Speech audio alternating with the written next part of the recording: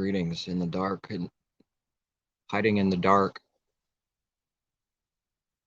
It was kind of, it still is, cloudy, gloomy, rainy day in Oregon, but what's new?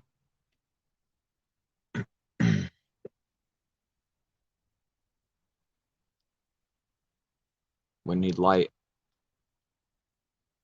or else we can't see.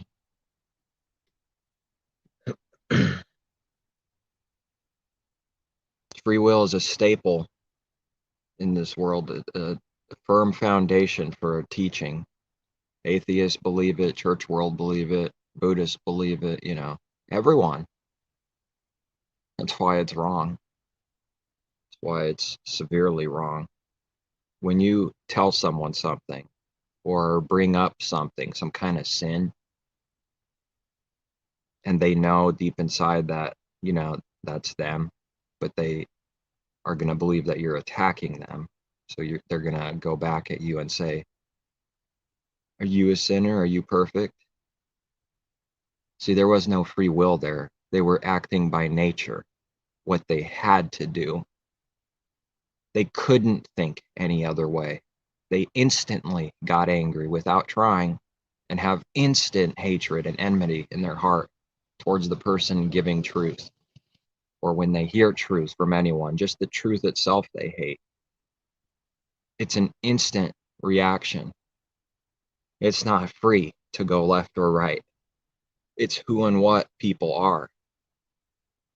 And you can give thousands of details and examples of how stupid free will is. And I'm not going to do that. When someone's blind, they can't see. The only thing they can see is, well, I got choices, and that's the end of that. You can go into some really in-depth explanations and problems with free will, but I'm not going to do that. When you can't be anything else, it's not free. A sheep can't be a dog, can it? A leopard can't change its spots, can it? Well, then neither can evil people do good, says the scriptures. Neither can that which is evil do good. Are you being evil? Think that I'm doing something wrong, evil, Messiah says? Can't the owner, can't I do what I want with my things? And the reason they're his is because it was given. Can't I be good to those that are working for the kingdom, speaking truth? But in the parable, people are backwards, right? By nature, they're children of wrath. That's what I read. Their very nature is wrath towards our Creator. And they can't do anything else. That's all anyone can do, is believe they're free, because that's what they want so badly, to break our Creator's commandments. No one loves the commandments, laws, by nature. No, not even one. And that's very easy to prove and see when you start getting into any kind of real truth. For any religion, you'll find out how much they hate the law, that it's enmity, and they are not subjected to the law. Neither can they be. It's not even possible by their own power and nature. So that's not free. So they play games with context and twist words and twist the scriptures to their destruction, as they do twist the rest of the scriptures. This is what goes on every day in the church world and every day in the world. Once you see these things, if they're given to you, you can't unsee them. You just know it's true. You know why people do things and why they don't have free will, the way that they teach free will. And it's really a childish doctrine, a childish way they teach it too. It's a milk on a good day. There's no meat to it. It's just the regurgitating the same old thing. The examples of how people teach free will proves they don't have free will, because everyone talks the same. Everyone says it the same. It's the greatest gift, our Creator to be able to choose. There wouldn't be any love without free will. It wouldn't be love, if something caused us to love our creator back.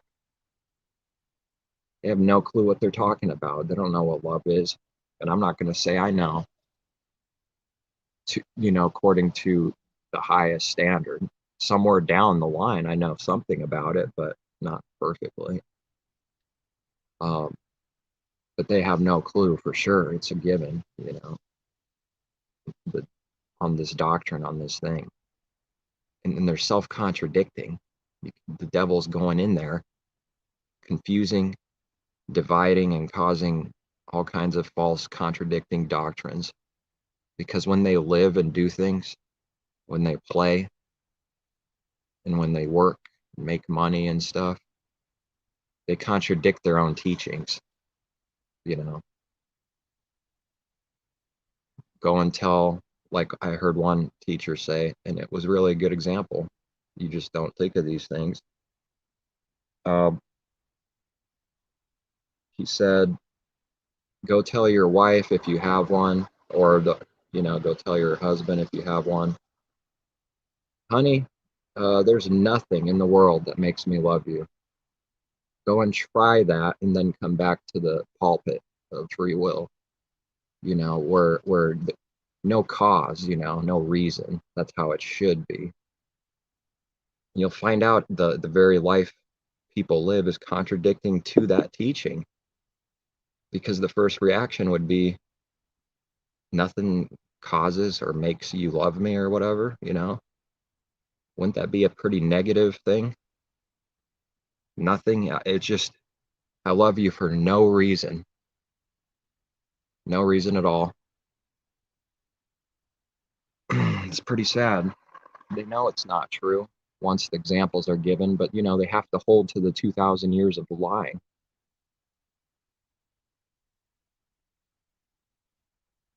I don't know if this is coming out right. 4G is probably pretty bad. I probably should do it on StreamYard. I think I'm going to end it here.